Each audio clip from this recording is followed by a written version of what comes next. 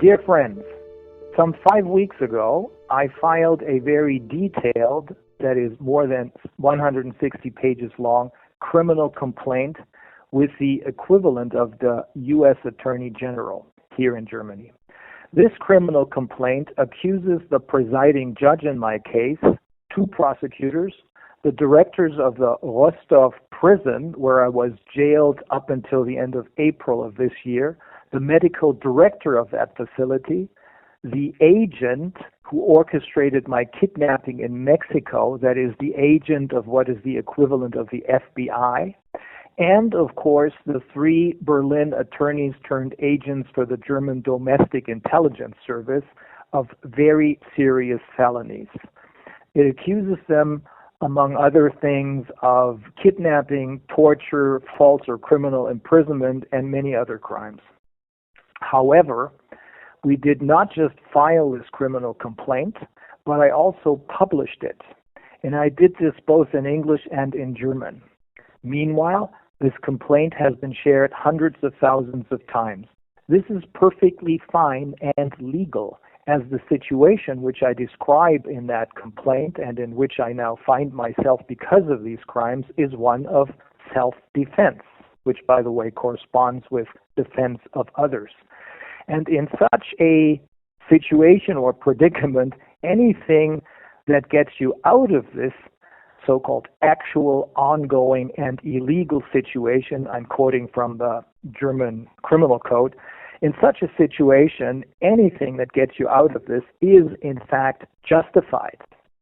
Now, instead of resorting to violence, we decided to beat them at their own game, and I simply published that complaint, whose 4 or 5 most important aspects I will explain verbally over the next couple of days, so that those of you who want to hear this in order to better understand the legal writing will be able to do so. My verbal statements will also include a detailed legal analysis by a Polish human rights entity. This is perfectly written, a detailed legal analysis of why the 6 months of torture that I was subjected to and also my ongoing pretrial detention constitutes crimes or amount to crimes against humanity, not just under the German Constitution, but also under both the EU's and the United Nations Charter of Human Rights. And that by trying to justify this torture, by resorting to lies and more fake accusations, the prison officials and the judge only dug their own graves even deeper. 6 feet under is now probably 60,000 feet under in their cases. Now, normally you would expect that people whose identities and whose crimes are publicly exposed, or to use their newspeak language, who are publicly defamed in such an explosive manner, would immediately file for a preliminary injunction, or what's basically the same, a TRO, that's a temporary restraining order, which can be issued by a court by way of a summary proceeding without a full trial to stop people from, for example, defaming others. Strangely enough, however, this didn't happen. Even though every single one of the accused perpetrators of the crimes I detail in my criminal complaint is acutely aware that they must immediately move for such a preliminary injunction, they didn't do it. Why?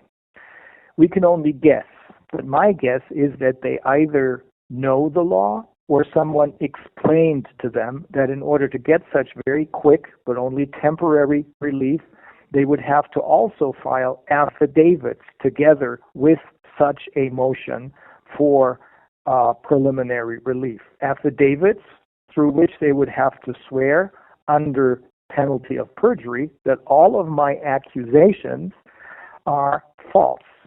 Now, since temporary restraining orders or preliminary injunctions are almost always followed by a full trial in which then all of the evidence is presented, that is, all of the witnesses are going to be heard, there is a very real and very high risk of such an affidavit turning out to be false, thereby exposing the signatories of such false affidavits to very, very serious punishment for perjury of calls.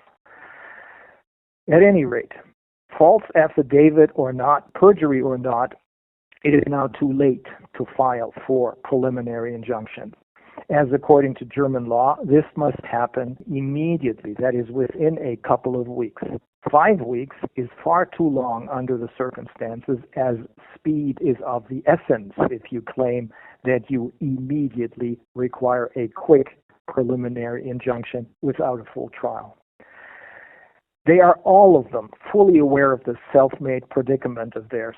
In fact, the author of the lying criminal complaint against me, which started it all, finally, after having hidden behind fake identities for many, many months, has now exposed himself to the director, in one sense of the word, to the director of my new hotel in Bremervoerde by sending him a letter under his full real name demanding that he, the director of this establishment, deny me my right to free speech because, as he also elaborates in that letter, he doesn't want to go to the trouble of filing for a preliminary injunction against me.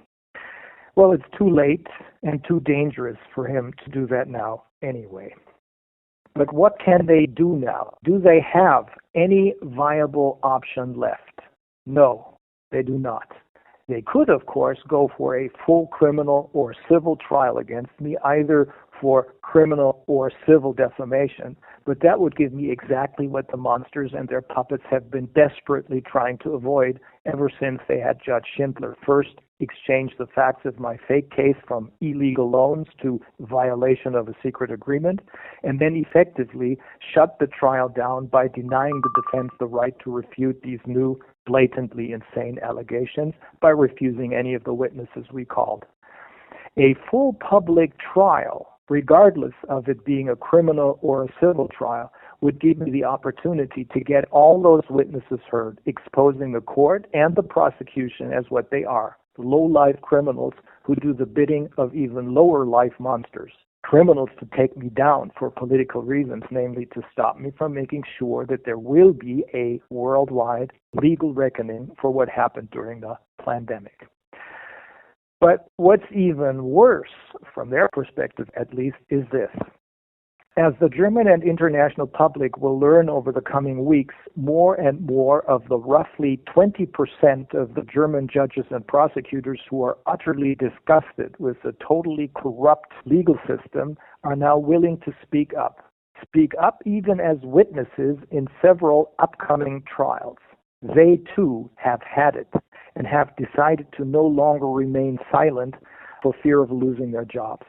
The people throughout Europe, not just in Germany, but also in France and in England and all the other European countries, now know that they can neither trust their corrupt legislatures nor their even more corrupt executive branches.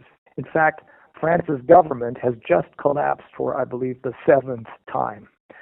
And they have also realized that democracy's last line of defense, the judiciary, the legal system, can no longer be trusted either. This became especially obvious in Göttingen when a couple of days ago, the murder of a 16-year-old girl by an asylum seeker whose request for asylum had been denied already 3 years ago and who had led the police to the dead victim's body. He had pushed the girl under a train.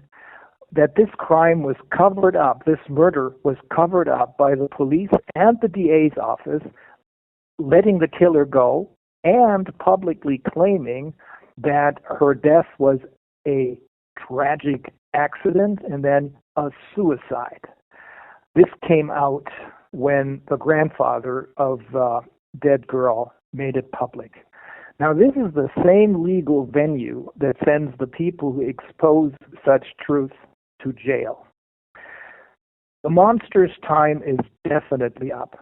They are now in a situation in which they are hoping that they would be between a rock and a hard place.